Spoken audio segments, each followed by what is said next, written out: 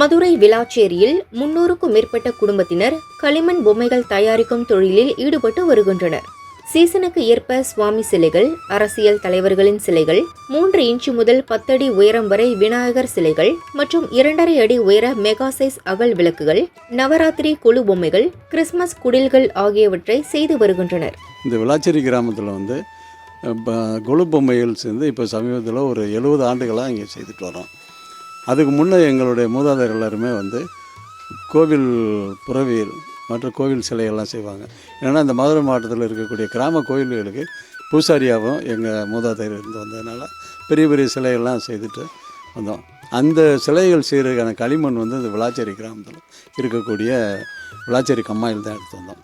இந்த விளாச்சேரி கம்மாயோட மண்ணானது தரமானதாக இருக்கும், ரொம்ப வலிமையானதாக இருக்கும், ரெண்டாவது பொலிவாக இருக்கும். நான் செய்யக்கூடிய சிலைகள் அழகு அப்படின்னு போகும்போது அதுக்கான அந்த மண் நமக்கு அந்த வேலை செய்கிறதுக்கு நல்ல ஒரு தெளிவானது. அதனால் அதை அடிப்படையில் தான் இப்போ நான் பொம்மை தொழில் செய்து வரோம். இந்த 70 வருஷத்தில் முதல்ல மண்பாட்டை செய்தவங்க அப்படியே கொஞ்சம் கொஞ்சமாக களிமண் பொம்மைகள் செய்ய ஆரம்பித்து இப்போ கிட்டத்தட்ட 150 குடும்பங்கள் நேரடியாகவும் ஒரு 100 குடும்பங்கள் வீட்டில் இருந்து ஒரு பகுதியாக செய்து கொடுக்குறது. கிட்டத்தட்ட ஒரு 250-300 குடும்பங்கள் இன்றைக்கி வாழ்வாதாரமாக இந்த விளாச்சேரி கம்மாயை நம்பி, அந்த மண்ணை நம்பி நாங்கள் தொழில் பண்ணிட்டு வரோம். அந்த அளவுக்கு இந்த பாரம்பரியமான இந்த விளாச்சேரி கம்மாய் மண் இன்றைக்கி வரைக்கும் எங்களுக்கு அது நல்ல முறையில்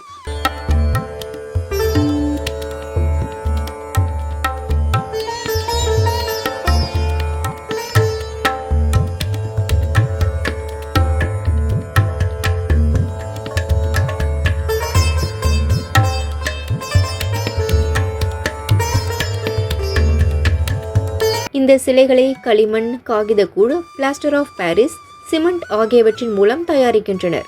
இவை தமிழகம் மட்டுமின்றி வெளி மாநிலங்களுக்கும் விற்பனைக்கு செல்கின்றன. இந்த களிமண் பொம்மைகளை உலகளவில் விற்பனை செய்ய புவிசார் குறியீடு சான்று வழங்கப்பட்டுள்ளது. இந்த புவிசார் குறியீடு அப்பகுதியில் தயாரிக்கப்படும் பொருட்களின் தனித்துவமான தன்மையை அங்கீகரித்து பொருள் தரமானதாகவும் குறிப்பிட்ட பிராந்தியத்தின் பாரம்பரிய முறைகளை பின்பற்றி தயாரிக்கப்படுவதாகவும் சான்றளிக்கிறது. இதனால் பொருளின் சந்தை மதிப்பை உயர்த்துவதன் மூலம் உற்பத்தியாளர்களின் பொருளாதார நிலையை மேம்படுத்த உதவுகிறது.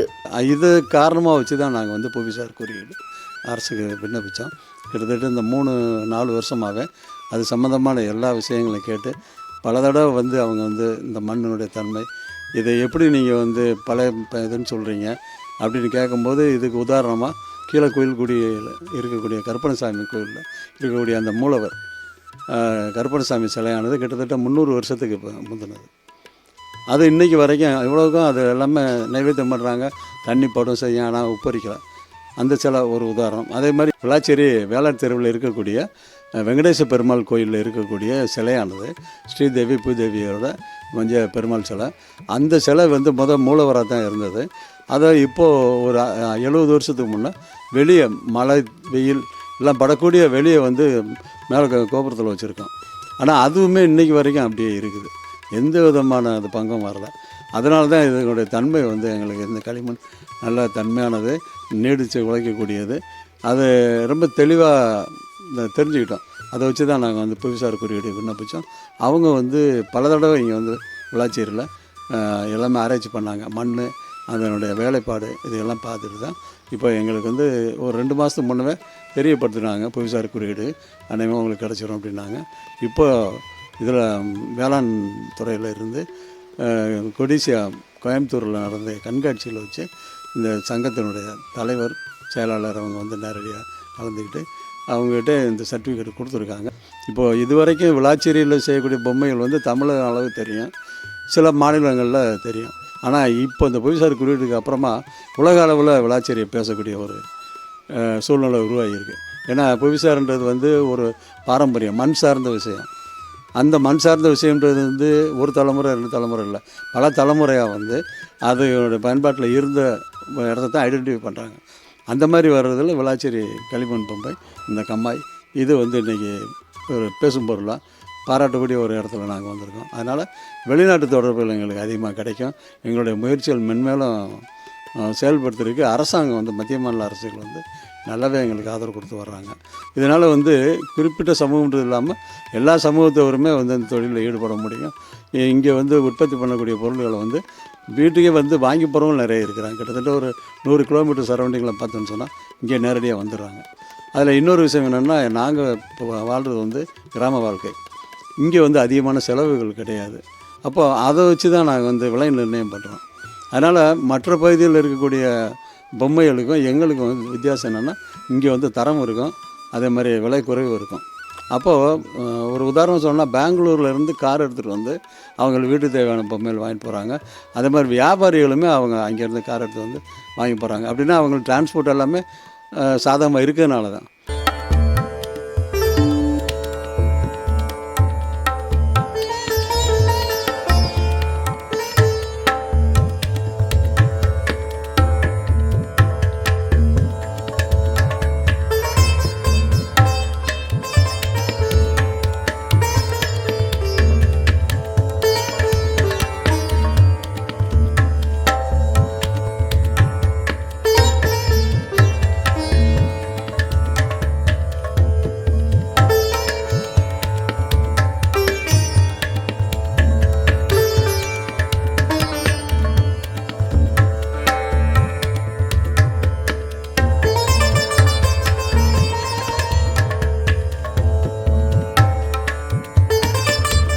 குளாளர் கைவினை கலைஞர்கள் நலசங்க நிர்வாகிகள் சுந்தர், நாகராஜன், முருகன், விஜயகுமார், ஆறுமுகம் ஆகியோரின் முயற்சியின் பயனாக விளாச்சேரி களிமண் பொம்மைக்கு புவிசார் குறியீடு கிடைத்துள்ளது குறிப்பிடத்தக்கது.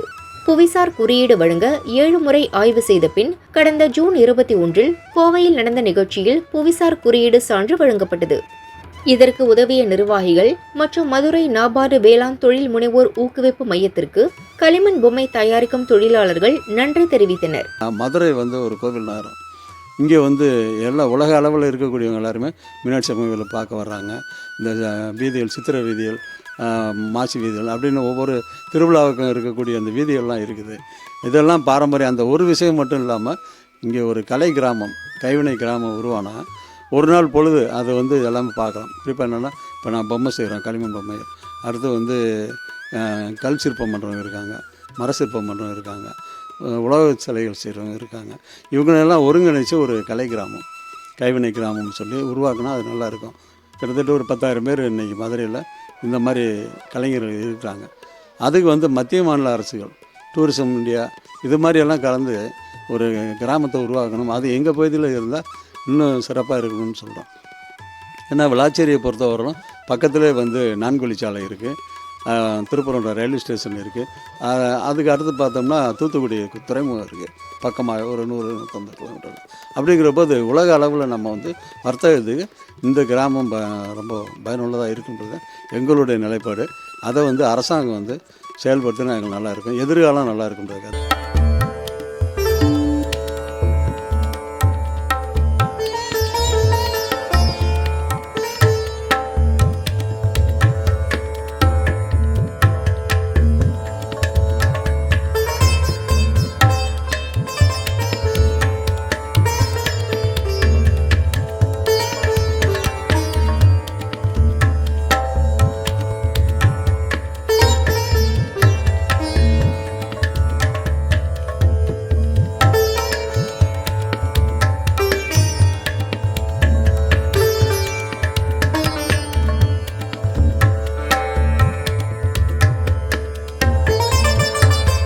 புவிசார் குறியீடு மூலம் உலகளவில் விளாச்சேரி களிமண் பொம்மைகளின் சிறப்பு மற்றும் விற்பனை மட்டுமல்லாமல் தொழிலாளர்களின் வாழ்க்கை தரமும் உயரும் என எதிர்பார்க்கப்படுகிறது.